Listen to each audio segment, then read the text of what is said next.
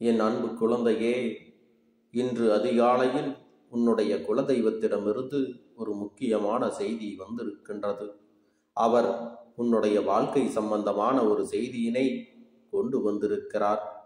என் தங்க பிள்ளையே, என் மூலமாக அதனை உனக்கு தெரிவிக்க வேண்டும் என்றும் ஆசைப்படுகிறார்கள். ஏனென்றால் இந்த கருப்பண்ணசாமி என்னுடைய ஆசீர்வாதங்களும் என்னுடைய உதவியும் சேர்ந்து உனக்கு கிடைக்க வேண்டும் என்று அவர்கள் நினைக்கின்றார்கள். அதனால்தான் என் மூலமாக உனக்கு அதனை தெரிவிக்கவும் நினைக்கின்றார்கள். என் குழந்தையே, உன்னுடைய வாழ்க்கையில் இன்று இருக்கின்ற சூழ்நிலையை பார்த்து அவர்கள் மிகுந்த மனவேதனையை அடைந்திருக்கிறார்கள். ஏனென்றால் தேவையில்லாத அர்த்தமில்லாத கோபங்களினால் உன்னுடைய வாழ்க்கையானது தலைகீழாக மாறி நிற்கின்றது. உண்மையான அன்பினை உன்னால் புரிந்து கொள்ள முடியவில்லை. அதற்கு மதிப்பு கொடுக்காமல் தேவையில்லாமல் கோபதாபங்களால் உன்னை பிரிந்து உன்னுடைய உறவுகள் எல்லாம் சிதறி கிடக்கிறது. என் தங்கமே, உன்னுடைய குலதெய்வம் இவற்றை எல்லாம் பார்த்து கொண்டுதான் இருக்கிறது. அவர்களுக்கு தெரியும் அல்லவா யார் மீது தவறு இருக்கிறது, யார் மீது தவறு இல்லை என்று.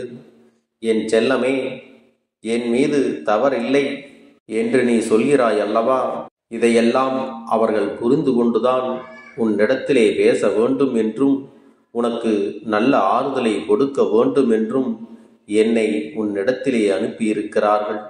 உன் மனதில் இருக்கின்ற வேதனைகளை எல்லாம் அவர்களை விட வேறு யாராலும் உணர்ந்து கொள்ள முடியாது அல்லவா. உன்னுடைய குலத்தினை காக்கின்ற தெய்வம் உன் மீது அதிக அக்கறையோடு இருக்கின்ற தெய்வம் அல்லவா. இன்று நீ உன்னுடைய குலத்தில் இருப்பவர்களோடு ஒன்றுபட்டு இல்லாமல் பிரிவினையில் இருப்பதை கண்டு அவர்களுக்கு சிறு மனவேதனை இருந்து கொண்டுதான் இருக்கிறது. ஆனாலும் உன் மீது தவறு இல்லை, உன்னை சுற்றி இருப்பவர்கள் மீதுதான் தவறு இருக்கிறது. இதையெல்லாம் உன்னால் பொறுக்க முடியாமல் தான் நீ அவர்களை விட்டு பிரிந்திருக்கிறாய் என்பதும் அவர்கள் நன்றாக உணர்ந்திருக்கின்றார்கள். அதனால்தான் அந்த நயவஞ்சகர்கள் எல்லாம் விட்டுவிட்டு உன்னிடத்தில் பேசுவதற்காக ஆசைப்படுகிறார்கள். என் குழந்தையே, அவர்கள் சொன்னதை நான் உன்னிடத்தில் அப்படியே சொல்லிவிடுகிறேன், கேள். என் குழந்தையே, நீ உன்னுடைய வாழ்க்கையில் நல்லபடியாக வாழ வேண்டும் என்றுதான் ஆசைப்படுகிறாய். ஆனால் உன்னை சுற்றி இருப்பவர்களோ உன்னை வாழ விடாமல் தடை செய்து ஏதேனும் ஒரு சில பிரச்சனைகளை உருவாக்கி கொண்டுதான் இருக்கிறார்கள். நீ என்ன செய்தாலும் உனக்கு அதில் இடைஞ்சல்களைத்தான் கொடுத்து கொண்டிருக்கிறார்கள். அவர்களும் என்னைத்தான் வணங்கி கொண்டிருக்கிறார்கள். நான் அவர்களுக்கு நல்ல புத்தியை அவ்வப்பொழுது கொடுத்து கொண்டுதான் இருக்கிறேன். ஆனாலும் அவர்கள் தீய வழியில்தான் நாடி செல்கின்றார்கள். நான் எத்தனையோ முறை அவர்களை நல்வழிப்படுத்துவதற்கும் பல வாய்ப்புகளை எல்லாம் ஏற்படுத்தி கொடுத்து பார்த்தேன். ஆனாலும் அந்த வாய்ப்புகளை அவர்கள் சரியாக பயன்படுத்தி கொள்ளவில்லை. நீ என்ன சொல்வது, நான் என்ன கேட்பது என்பது போல நடந்து கொண்டிருக்கிறார்கள். என் தங்கமே, உன்னுடைய குலதெய்வம் எனக்கே அவர்கள் இவ்வளவுதான் மரியாதை வைத்திருக்கிறார்கள் என்றால் உன்னை அவர்கள் எந்த அளவிற்கு நடத்தி இருப்பார்கள் என்று என்னால் புரிந்து கொள்ள முடிகிறது.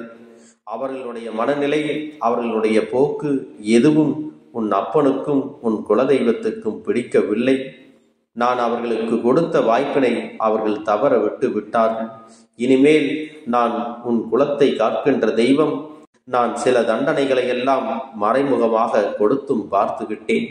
ஆனால் அந்த தண்டனைகளை கூட அது தான் செய்த தவறுக்காக கிடைத்த தண்டனை என்று உணர மறந்து விட்டார்கள்.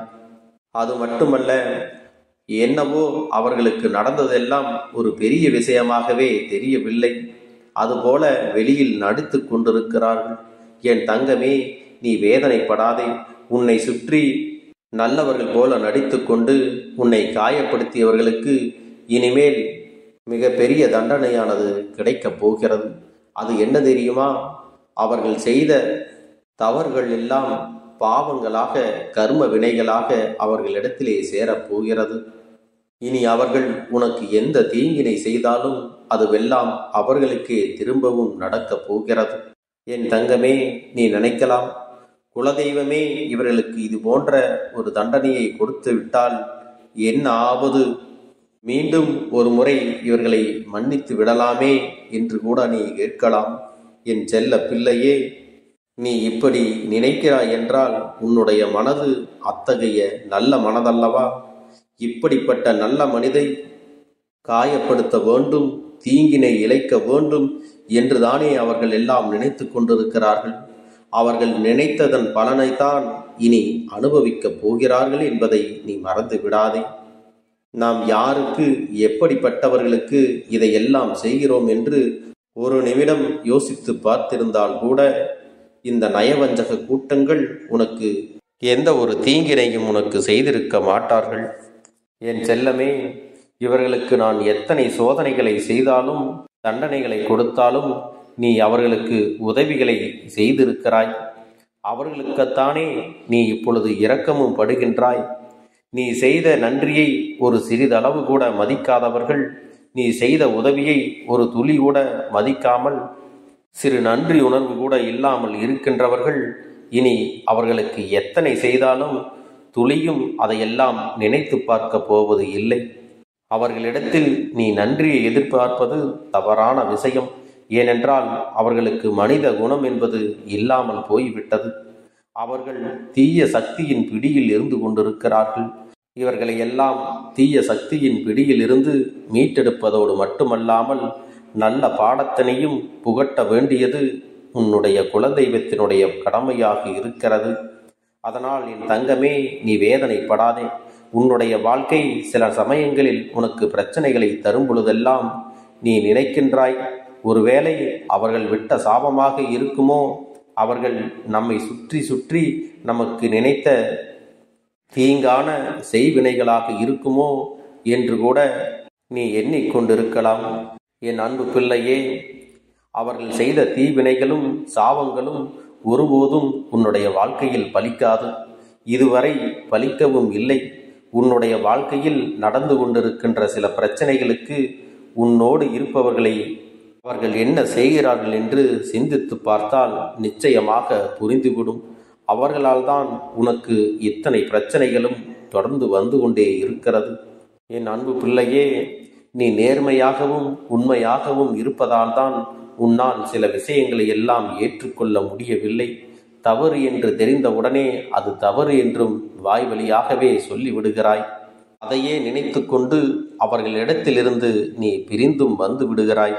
அது உண்மையில் உனக்கு நல்லதுதான். என் செல்லமே, உன்னை விட்டு பிரிந்தவர்கள் எல்லாம் நன்றாக இருக்கிறார்கள் என்று நீ ஒருபோதும் எண்ணி விடாதே. என் செல்லத்தை வேதனைப்படுத்தியவர்களுக்கு நிச்சயமாக நான் சந்தோஷத்தை ஒருபோதும் வழங்கிவிட மாட்டேன். அவர்கள் செய்ததை எத்தனை பெரிய தவறு என்பதை அவர்கள் நிச்சயமாக உணரும் வரை இந்த கருப்பன் அவர்களுக்கு சோதனைகளையும் கஷ்டத்தையும் கொடுத்து கொண்டுதான் இருப்பேன். என் குழந்தையே, இனிமேல் உன் வாழ்க்கையில் நடக்க இருக்கின்ற பல நல்ல நிகழ்வுகளுக்கு பொறுப்பெடுத்துக் கொள்கிறேன். நீ சந்தோஷமான மனநிலைக்கு மாறப் போகிறாய். உனக்கு தீங்கு செய்ய நினைத்தவர்கள் அதற்கான பலனை எல்லாம் அனுபவிக்கப் போகிறார்கள். உன்னை விட்டு பிரிந்த வாழ்க்கையானது மீண்டும் உன்னிடத்திலே வந்து சேரப்போகிறது. உன் முன்னால் வந்து அவர்கள் நின்றால் கூட யாரோ என்று கண்டும் காணாமல் நீ சென்றுவிடு. அது போதும். என் பிள்ளையே, அவர்களின் உறவு உன் வாழ்க்கையில் ஒருபோதும் உனக்கு தேவைப்பட போவது இல்லை. இந்த உறவு உன் வாழ்க்கை முழுவதும் தொடரப் போவதும் இல்லை. நிச்சயமாக ஏதாவது ஒரு இக்கட்டான கட்டத்தில் உன்னை யார் என்று தெரியாதது போல இவர்கள் நடந்து கொள்வதற்கும் நிறைய வாய்ப்புகள் இருக்கின்றது. இன்று இருக்கின்ற மனிதர்களின் மனநிலை எல்லாம் அப்படித்தான் இருக்கிறது. எல்லாம் தனக்கு மட்டும்தான் கிடைக்க வேண்டும், மற்றவர்களுக்கு எதையும் கொடுக்க கூடாது, மற்றவர்களுக்கு நல்லது எதுவும் நடக்கக்கூடாது என்று குறுகிய சிந்தனை கொண்டவர்களாக இருக்கின்றார்கள். அப்படிப்பட்டவர்கள் வாழ்க்கையில் ஒருபோதும் எந்த ஒரு முன்னேற்றத்தையும் கண்டுவிட முடியாது. என் குழந்தைகளை நான் என் குடும்பத்தைப் போல பார்த்து கொண்டுதான் இருந்தேன். எல்லோரும் ஒற்றுமையாக இருக்க வேண்டும் என்றுதான் ஆசைப்பட்டேன். ஆனாலும் இது போன்ற நயவஞ்சகர்கள் இருக்கும் பொழுது நானே எப்படி இவர்களை எல்லாம் ஒரே குடும்பத்தில் வைத்திருப்பது? எப்படி இந்த குடும்பத்தின் ஒற்றுமையை காப்பது? என்னுடைய குலத்தை எப்படி நான் நன்றாக வழி நடத்துவது? இது போன்ற நயவஞ்சகர்களின் பிடியிலிருந்து என்னுடைய மற்ற குழந்தைகளையும் சிக்க வைக்காமல் இருப்பதே நல்லது என்பதை நான் உணர்ந்து கொண்டேன். எனக்கு கஷ்டம் வந்தாலும் சில முடிவுகளை எல்லாம் நான் எடுக்க வேண்டியது அவசியமல்லவா? அன்பு பிள்ளையே, தவறுகள் செய்யக்கூடியவர்கள் உன் குடும்பத்தில் இருந்தாலும் சரி, அவர்களுடைய எண்ணங்கள் சரியில்லை, நேர்மை என்பது ஒரு துளி கூட இல்லை, மற்றவர்களுக்கு தீங்கினை செய்கிறார்கள் என்றால் உனக்கும் சோதனைகள் வரும். உனக்கும் என்னுடைய ஆசிகள் அவ்வளவு எளிதில் கிடைத்து விடாது. ஆனால் உனக்கு துரோகத்தை செய்தவர்களுக்கு நிச்சயமாக தண்டனை என்பது கிடைக்கத்தான் போகிறது. அது மட்டுமல்ல, அவர்கள் செய்கின்ற காரியங்களுக்கான பலனை எல்லாம் அவர்கள் அனுபவித்துதான் ஆக வேண்டும். அதனால் உன்னுடைய எண்ணங்களிலும் உன்னுடைய செயலிலும் எப்பொழுதும் நீ நேர்மையாகவே இருந்து உன் மனசாட்சிக்கு உண்மையாக நீ நடந்து கொண்டால் போதும். இந்த கருப்பண்ணசாமி உனக்கு துணையாக இருந்து சரியான பாதையில் உன்னை வழிநடத்தி செல்வேன். அது மட்டுமல்ல, உன் வாழ்க்கையில் நீ தவறுகள் செய்து விடாதபடியும் நான் உன்னை சரியான நேரத்தில் சுட்டி காட்டி உன்னை நல்வழிப்படுத்துவேன். என் அன்பு பிள்ளையே, நீயாக எந்த ஒரு தவறையும் துணிந்து செய்வது இல்லை. உன்னோடு பழக்கக்கூடிய சிலர், உன்னை தவறாக வழிநடத்தக்கூடிய சிலரால் தான் உனக்கும் பிரச்சனைகள் ஏற்பட்டு விடுகிறது. உன்னை அறியாமலேயே நீ தவறுகளையும் செய்து விடுகிறாய். இனி அதிலெல்லாம் நீ கவனமாக செயல்பட்டாய் என்றால் உனக்கு நல்லது மட்டுமே நடக்கும். அவர்களையெல்லாம் நீ சரியாக அடையாளம் கொண்டு அவர்களிடத்தில் இருக்கக்கூடிய பழக்கத்தை நீ நிறுத்தி கொள்ள வேண்டும். இனியும் அவர்களுடைய நட்பு தொடர்வதனால் உனக்கு எந்த ஒரு பலனும் இல்லை என்பதையும் நீ புரிந்து கொள்ள வேண்டும்.